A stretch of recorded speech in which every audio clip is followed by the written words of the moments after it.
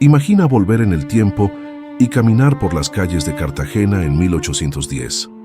Mira esta imagen cuadro, esa fachada amarilla quemada por el sol del Caribe, esas veraneras que cuelgan del techo de teja como si la casa estuviera viva, y esa matrona sentada en el banco de madera, vigilando la calle con ojos que han visto pasar virreyes, piratas y ahora revolucionarios. ¿Alguna vez te preguntaste qué pasaba detrás de esas ventanas azules de madera? ¿Cómo se vivía sin luz, sin agua corriente y con un calor que derretía hasta las velas? Quédate, porque hoy vamos a entrar. Vamos a cruzar esa puerta para ver dónde dormían, qué comían y qué secretos escondían las familias cartageneras justo antes de que la ciudad estallara en su grito de independencia. Entremos, que el sol está picante, pues. Antes de entrar, detente un momento en la calle. Estamos en el barrio de Getsemaní o tal vez en San Diego, en 1810. Las calles no son de asfalto, son de tierra apisonada que levanta polvo cuando pasa el viento alisio, o se vuelven un barrial cuando cae el aguacero de octubre. Las casas aquí no son grises, son un estallido de color, amarillo ocre, azul añil, blanco cal. ¿Sabes por qué? Porque en el Caribe el color es vida, pero también es protección. La cal mezclada con pigmentos protege los muros del salitre que se come todo. Esas paredes gruesas de mampostería, piedra coralina y ladrillo son el primer sistema de aire acondicionado de la historia. Guardan el fresco de la noche y bloquean el fuego del día.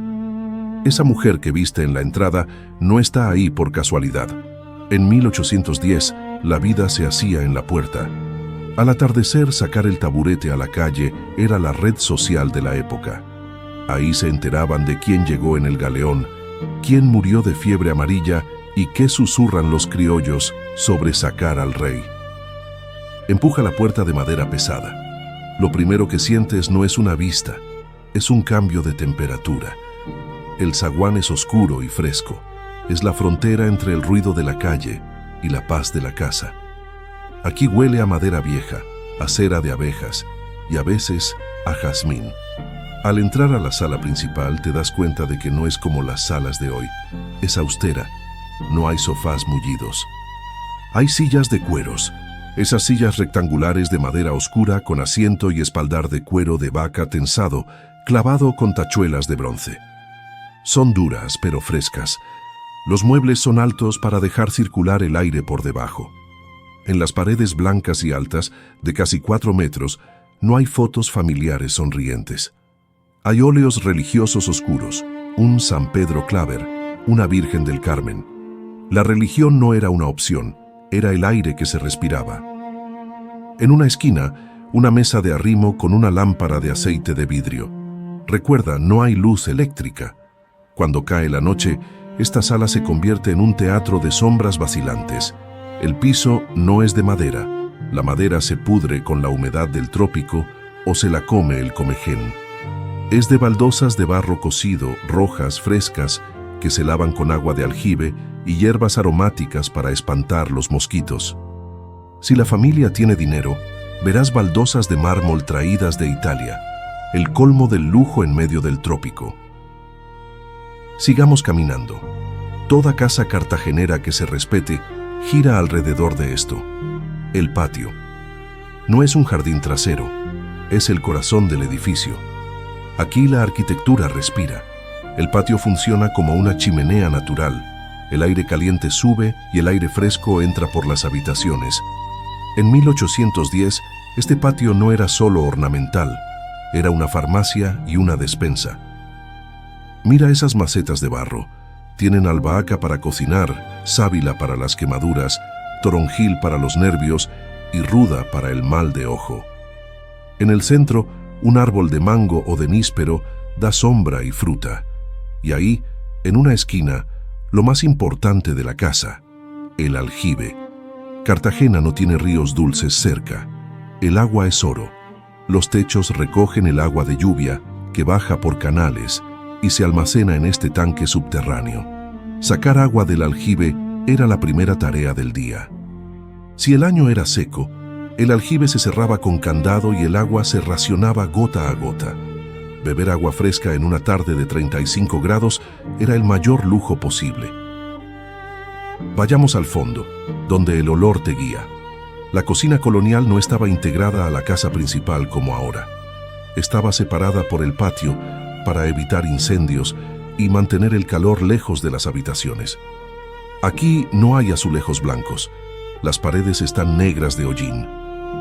El fogón es un pollo de mampostería con 3 piedras, las tulpas, donde arde la leña de mangle todo el día. El humo busca salida por huecos en el techo, pero siempre deja una neblina con olor a carbón. ¿Qué se cocinaba aquí en 1810? No pienses en supermercado. Se comía lo que daba la tierra y el mar. Pescado frito, pargo, sierra, arroz con coco, que ya era tradición, plátano en todas sus formas, patacón, maduro, en tentación. El sancocho se hacía en ollas de hierro inmensas. Aquí mandaban las mujeres. Generalmente, mujeres esclavizadas o libertas que eran las verdaderas dueñas de las recetas. Ellas molían el maíz en piedras de metate para hacer los bollos y las arepas de huevo, que ya empezaban a nacer como fusión. El pilón de madera marcaba el ritmo de la mañana. Tun, tun, tun, pilando el arroz o el maíz. No había nevera. La carne se salaba y se secaba al sol, tasajo, para que durara. El queso se mantenía en prensas de madera. Las hormigas y las moscas eran una batalla constante. Por eso verás canastas colgadas del techo con ganchos, garabatos, para poner el pan y las frutas lejos de los insectos. Volvamos a los cuartos. Son espacios altos, con ventanas grandes protegidas por barrotes de madera torneada. No hay vidrio en las ventanas, solo postigos de madera que se cierran si llueve o si hay revuelta en la calle. La cama es el mueble rey. Alta, muy alta. ¿Por qué? Para estar lejos del suelo, de la humedad y de los bichos. El colchón no es de resortes, es de lana o crin de caballo, duro y caluroso. Por eso las sábanas son de lino o algodón muy fino. Pero el objeto más vital de la habitación es el mosquitero o toldo. Una tela blanca, tupida, que cae desde el techo y cubre toda la cama. En 1810, el mosquito no solo molestaba, mataba. La malaria y la fiebre amarilla eran sentencias de muerte. Dormir fuera del toldo era suicida. Debajo de la cama, el infaltable, la vasinilla de peltre o cerámica. Porque nadie quería cruzar el patio oscuro a medianoche para ir a la letrina del fondo. Al amanecer, la tarea ingrata de vaciar las vasinillas era parte de la rutina de los esclavos o sirvientes. En la esquina, un baúl de mundo. Las casas no tenían armarios empotrados, closets. La ropa se guardaba en baúles de madera o cuero, con alcanfor o clavos de olor para espantar las polillas. Ahí se guardaban los tesoros, la mantilla de encaje para la misa, las joyas de oro, los documentos de propiedad. Hablemos de lo que nadie cuenta en las películas de época, la higiene. No había baño con ducha y grifo. El cuarto de baño era un rincón en el patio cerrado con esteras, o a veces ni eso. Te bañabas con totuma, cucharón de calabaza. Sacabas agua de una tinaja grande, te enjabonabas con jabón de tierra, hecho de ceniza y grasa de cerdo, olía fuerte pero limpiaba, y te enjuagabas. El agua fría sobre el cuerpo sudado era el mejor momento del día. La ropa se lavaba en bateas de madera en el patio trasero. Las lavanderas pasaban horas restregando cuellos y puños, usando añil para blanquear. La ropa blanca era símbolo de estatus. En un lugar con tanto polvo y sudor, mantener una camisa blanca impoluta significaba que tenías quien la lavara por ti. Al caer la tarde, la casa se transformaba. Después de la siesta, obligatoria con este calor, la familia se bañaba, se cambiaba y se preparaba para la visita. En la sala había un espacio elevado o diferenciado llamado el estrado, con alfombras y cojines, herencia mora que llegó con los españoles. Ahí se sentaban las mujeres a bordar, a tocar el tiple o la guitarra y a conversar. En 1810, las conversaciones habían cambiado. Ya no solo se hablaba de chismes de la vecina o del precio del cacao.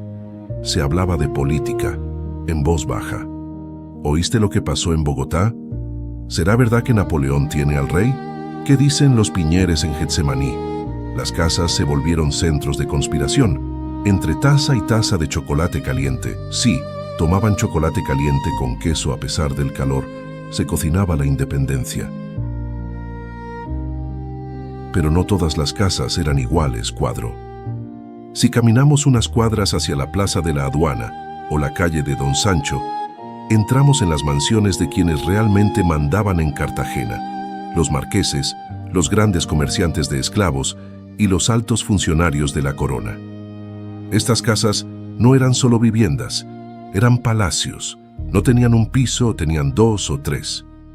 El primer piso, los bajos, se usaba para negocios, almacenes llenos de cacao, bodegas de vino traído de España y, tristemente, a veces celdas para los esclavos recién llegados. El olor a comercio impregnaba la entrada, pero sube la escalera de mármol. El segundo piso era otro mundo.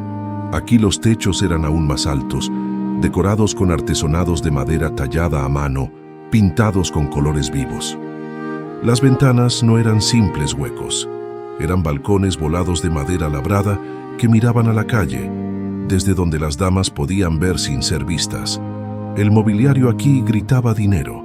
Vargueños, escritorios con cajoncitos secretos, con incrustaciones de nácar y carey, vajillas de plata maciza que pesaban 1 tonelada, lámparas de cristal de Bohemia colgadas del techo. En estas casas, el aljibe no era un pozo, era una obra de ingeniería inmensa, capaz de aguantar años de sequía. Y algo clave, el entresuelo. Un piso intermedio, bajito, casi escondido, donde vivían los esclavos domésticos de confianza o se guardaban los archivos secretos. Estas casas eran laberintos de poder. Aquí se decidía el precio de la vida humana y el destino de la ciudad. Y aunque por fuera parecían fortalezas cerradas, por dentro eran un despliegue de lujo europeo intentando sobrevivir al calor del trópico. Hagamos una pausa aquí, sentado en esta silla de cuero, con el olor a jazmín entrando por el patio. Mira a tu alrededor. Esta casa no tiene wifi, no tiene luz, no tiene aire acondicionado, pero tiene algo que hemos perdido: tiempo. Tiempo para hablar mirándose a los ojos, no a una pantalla. Tiempo para escuchar la lluvia caer en el patio. Tiempo para conocer al vecino. La vida en 1810 era dura. Sí, mucho más dura físicamente, pero era una vida de comunidad. Si sientes que a veces te gustaría desconectar de todo y pasar una tarde meciéndote en una hamaca en este patio colonial, dale un like a este video. Es nuestra forma de decir que, aunque amamos la tecnología, a veces extrañamos esa calma sencilla. Y cuéntame en los comentarios, ¿qué es lo que más te costaría dejar de tu vida moderna si viajaras a 1810? ¿El aire acondicionado o el celular? Cuando el sol se hunde en el mar Caribe, la casa cambia. La oscuridad es absoluta. Encender una vela costaba dinero, la cera era cara, así que se usaban lámparas de aceite de ballena o de manteca que daban una luz pobre y humeante. Las sombras en las paredes altas asustaban a los niños. Se contaban historias de la Llorona, del Moján, de las brujas que volaban sobre las murallas. El miedo a lo sobrenatural era real, pero también había miedo humano. Se trancaban las puertas con trancas de madera gruesas, trancas de aldaba. Cartagena era una ciudad amurallada, militar, llena de soldados, marineros borrachos y tensiones raciales. La casa era el fuerte privado de la familia. Una vez cerrada la puerta, nadie entraba. La familia rezaba el rosario junta. Era el ritual final. Un murmullo monótono que calmaba los nervios antes de irse a luchar contra el calor y los mosquitos en la cama. Antes de terminar, volvamos a salir. Mira la fachada amarilla otra vez. Esta casa no es una isla. Es parte de una cuadrícula viva. Al lado vive el zapatero.